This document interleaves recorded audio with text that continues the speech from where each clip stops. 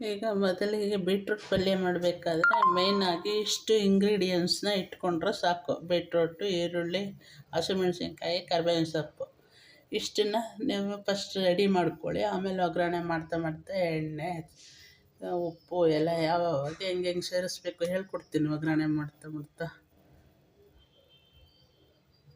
ಈ ಬೀಟ್ರೂಟ್ನ ತುರಿದಾದ್ರೂ ರೆಡಿ ಮಾಡ್ಕೊಳ್ಳಿ, ಅಥವಾ ಹಚ್ಚಿ ಆದರೂ ರೆಡಿ ಮಾಡ್ಕೊಳ್ಳಿ. ನಿಮ್ಗೆ ಹೆಂಗೆ ಸರಿ ಬರುತ್ತೆ ಹಂಗೆ ಸರಿ ರೆಡಿ ಮಾಡ್ಕೊಳ್ಳಿ. ನಾನು ಇವಾಗ ತುರಿದು ರೆಡಿ ಮಾಡ್ತೀನಿ. ಈಗ ನಾನು ಅದೆಲ್ಲ ರೆಡಿ ಮಾಡಿ ಇಟ್ಕೊಂಡಿದ್ದೀನಿ. ಈರುಳ್ಳಿ ಎಲ್ಲ ಹಚ್ಚಿ ಮತ್ತು ಬೀಟ್ರೂಟ್ನೆಲ್ಲ ತುರಿದು ಇಟ್ಕೊಂಡು ರೆಡಿ ಮಾಡ್ಕೊಂಡಿದ್ದೀನಿ. ಈಗ ಒಂದು ಪಾತ್ರೆ ಇಟ್ಟಿದ್ದೀನಿ. ಈ ಪಾತ್ರೆಗೆ ಸ್ವಲ್ಪ ಆಯಿಲ್ ಹಾಕ್ತೀನಿ. ಸಾಮಾನ್ಯವಾಗಿ ನಾನು ಆಯಿಲ್ಲೆಸ್ ಪಲ್ಯ ಮಾಡೋದೇ ಜಾಸ್ತಿ. ಈಗ ಸ್ವಲ್ಪ ಇದು ತೋರಿಸೋ ಸಲುವಾಗಿ ಸ್ವಲ್ಪ ತೋರಿಸ್ತೀನಿ. ಯಾಕೆ ಅಂದರೆ ಕೆಲವರೆಲ್ಲ ಆಯಿಲ್ ತಿನ್ನೋಕ್ಕೆ ಇಷ್ಟಪಡ್ತಾರೆ, ಕೆಲವರೆಲ್ಲ ತಿನ್ನೋಕ್ಕೆ ಇಷ್ಟಪಡಲ್ಲ. ಈಗ ಸ್ವಲ್ಪ ಆಯಿಲ್ ಹಾಕಿದ್ದೀನಿ. ಇದಕ್ಕೆ ಸ್ವಲ್ಪ ಸಾಸಿವೆ ಹಾಕ್ತಾಯಿದ್ದೀನಿ.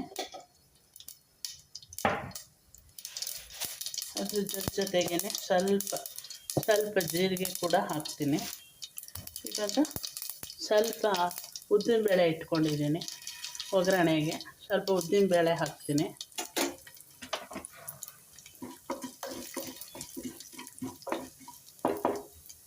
ಆಯಿಲೆಲ್ಲ ಕಮ್ಮಿ ತಿನ್ನೋವಂಥವ್ರಿಗೆ ಇದು ತುಂಬ ಒಳ್ಳೆಯದು. ಹಸಿಮೆಣ್ಸಿನ್ಕಾಯಿ ಒಂದು 3-4 ಇಟ್ಕೊಂಡಿದ್ದೀನಿ. ಇದು ನೋಡ್ಕೊಂಡು ಹಾಕ್ಕೊಳ್ಳಿ. ಇವಾಗ ಕರ್ಬೇವಿನ ಸೊಪ್ಪು ಹಾಕ್ತಾಯಿದ್ದೀನಿ.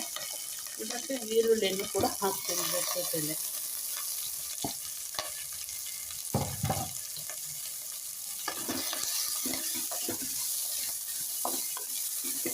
ವೆರಿ ಈಸಿ ಆ್ಯಂಡ್ ಸಿಂಪಲ್ಲಾಗಿ ಬೆನಿಫಿಟ್ಸ್ನ ಪಡ್ಕೊಳ್ಳೋ ಅಂಥದ್ದು. ನಾನು ಇದಕ್ಕೆ ಏನೋ ಮಸಾಲೆ ಎಲ್ಲ ಹಾಕಿ ರೆಡಿ ಮಾಡ್ತಾಯಿಲ್ಲ, ಸಿಂಪಲ್ಲಾಗಿ ಈಸಿಯಾಗಿ ಮಾಡ್ತಾಯಿದ್ದೀನಿ. ಇವಾಗ ಈರುಳ್ಳಿ ಹಿಂಗೆ ಚೆನ್ನಾಗಿ ಸಣ್ಣಕ್ಕೆ ಹಚ್ಕೊಂಡಿದ್ದು ಈರುಳ್ಳಿನ ಹಿಂಗೆ ಸ್ವಲ್ಪ ರೋಸ್ಟ್ ಮಾಡಿದ್ರೆ ಸಾಕು.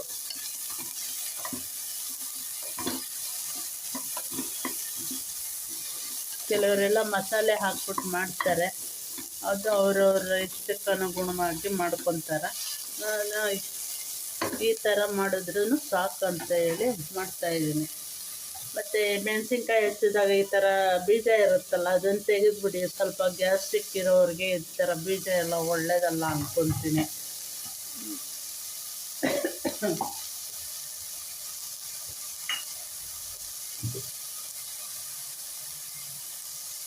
ಈಗ ಸ್ವಲ್ಪ ಅರಿಶಿನ ಪುಡಿ ಹಾಕ್ತೀನಿ.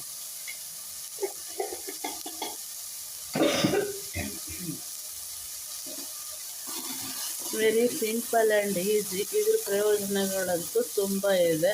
ನಾನು ಯಾವುದು ಮಸಾಲೆ ಎಲ್ಲ ಹಾಕಿ ತುಂಬ ರಾಡಿ ಮಾಡ್ತಾಯಿಲ್ಲ, ಸಿಂಪಲ್ಲಾಗಿ ಮಾಡೋದು. ಎಲ್ಲೇ ಇದ್ದರೂ ಎಲ್ಲೇ ಹೋದರೂ ಆ ಟೈಮ್ಗೆ ನಾವು ಮಾಡ್ಕೋಬೇಕು ಅಂತಂದರೆ ಆರಾಮಂತ ಈರುಳ್ಳಿ, ಹಸಿರು ಮೆಣಸಿನ್ಕಾಯಿ, ಬೀಟ್ರೂಟು, ಉಪ್ಪು ಇದ್ದರೆ ಸಾಕು. ಬೀಟ್ರೂಟ್ ಪಲ್ಯ ರೆಡಿ ಆಗುತ್ತೆ. ಇವಾಗ ಬೀಟ್ರೂಟ್ ಪಲ್ಯ ಹಾಕ್ತಾಯಿದ್ದೀನಿ. ಇದನ್ನು ಕೆಲವರು ತುಂಬ ತಿನ್ನೋದಕ್ಕೆ ಇಷ್ಟಪಡಲ್ಲ, ಕೆಲವರು ಆರೋಗ್ಯ ದೃಷ್ಟಿಯಿಂದ ತಿಂತಾರೆ. ಅದು ಯಾವಾಗಲೂ ತಿನ್ನೋಕ್ಕಾಗಲ್ಲ ಅಂತಂದರೆ ಒಂದು ಅವಾಗವಾಗ, ಅಂದರೆ ಒಂದು 8-10 ದಿವಸಕ್ಕೊಂದು ಸಾರಿನ ಯಾವಾಗಾದರೂ ಉಪಯೋಗಿಸಿದ್ರೆ ಸ್ವಲ್ಪ ಬಾಡಿ ರಿಕವರ್ ಆಗೋದಕ್ಕೆ, ಬಾಡಿಗೆ ಏನೆಲ್ಲ ಬೇಕಿರುತ್ತೆ, ವಿಟಮಿನ್ ಎ, ಸಿ ಎಲ್ಲ ಇರುತ್ತೆ.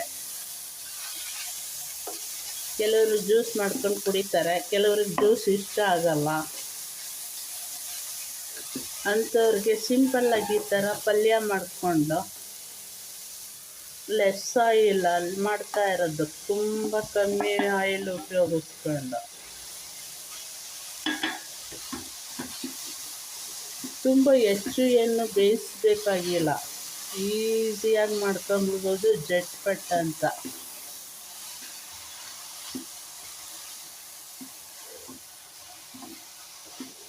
ಈ ಥರ ಮಾಡ್ಕೊಂಡು ಇದು ಚಪಾತಿನ ಏನಾದರೂ ಜೊತೆಗೆ ಇಟ್ಕೊಂಡು ತಿಂದರೆ ತುಂಬ ಚೆನ್ನಾಗಿರುತ್ತೆ.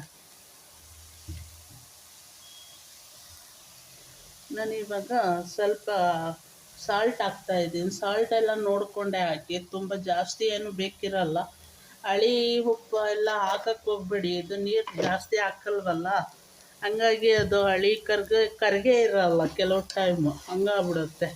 ನಾನು ಜಾಸ್ತಿನೂ ಬೇಯಿಸೋದು ಇಲ್ಲ, ಲಿಮಿಟಾಗಿ ಒಂದು ರೇಂಜಿಗೆ ಬೇಯಿಸ್ತೀನಿ. ಮತ್ತು ಇದಕ್ಕೆ ಕಾಯಿ ತುರಿನೂ ಬೇಕಿರಲ್ಲ, ಅದರ ಅವಶ್ಯಕತೆಯೂ ಇರಲ್ಲ. ಬೇರೆ ಯಾವ ಮಸಾಲ ಪೌಡರ್ ಕೂಡ ನಾನು ಹಾಕ್ತಾಯಿಲ್ಲ ಇದಕ್ಕೆ. 2 ನಿಮಿಷ ಅದನ್ನು ಬೇಯಕ್ಕೆ ಇಟ್ಬಿಟ್ರೆ ಬೆಂದ್ಬಿಡುತ್ತೆ ಅದು. ನೋಡಿ, ಇವಾಗ ಬೀಟ್ರೂಟ್ ಪಲ್ಯ ರೆಡಿ ಆಯಿತು. ಜಟ್ಪಟ್ಟೆ, ಹೆಚ್ಚು ಟೈಮೇ ಬೇಕಿರಲ್ಲ ಮತ್ತು ಹೆಚ್ಚು ಇಂಗ್ರೀಡಿಯೆಂಟ್ಸು ಬೇಕಿರಲ್ಲ. ನಮ್ಗೆ ದೇಹಕ್ಕೆ ಏನೆಲ್ಲ ಬೇಕು ಅಷ್ಟೆಲ್ಲ ವಿಟಮಿನ್ನು ಇದರಿಂದ ಸಿಗುತ್ತೆ. ಹೆಚ್ಚು ಟೈಮು ಬೇಯಿಸೋದು ಬೇಕಿಲ್ಲ. ಇದ್ರ ಕಾಂಬಿನೇಷನ್ ಅಂತಂದರೆ ರೊಟ್ಟಿ ಮತ್ತು ಚಪಾತಿ ಚೆನ್ನಾಗಿರುತ್ತೆ. ಕೆಲವರೆಲ್ಲ ಅನ್ನಕ್ಕೂ ಕಲಿಸ್ಕೊಂಡು ತಿಂತಾರೆ, ತೊಂದರೆ ಇಲ್ಲ, ತಿನ್ಬೋದು. ನೋಡಿ, ಈ ಥರ ಬೀಟ್ರೂಟ್ ಪಲ್ಯನ ಮಾಡ್ಕೊಂಡು ತಿನ್ನಿ. ಇದಕ್ಕೆ ಹೆಚ್ಚು ಕಾಯಿ ತುರಿನೂ ಬೇಕಾಗಿಲ್ಲ, ಹೆಚ್ಚೇನು ಹಾಕೋದೇ ಬೇಕಿಲ್ಲ ಕಾಯಿ ತುರಿನ. ಈ ಥರ ಬೀಟ್ರೂಟ್ ಪಲ್ಯ ಮಾಡ್ಕೊಂಡು ಉಪಯೋಗಿಸ್ಕೊಳ್ಳಿ.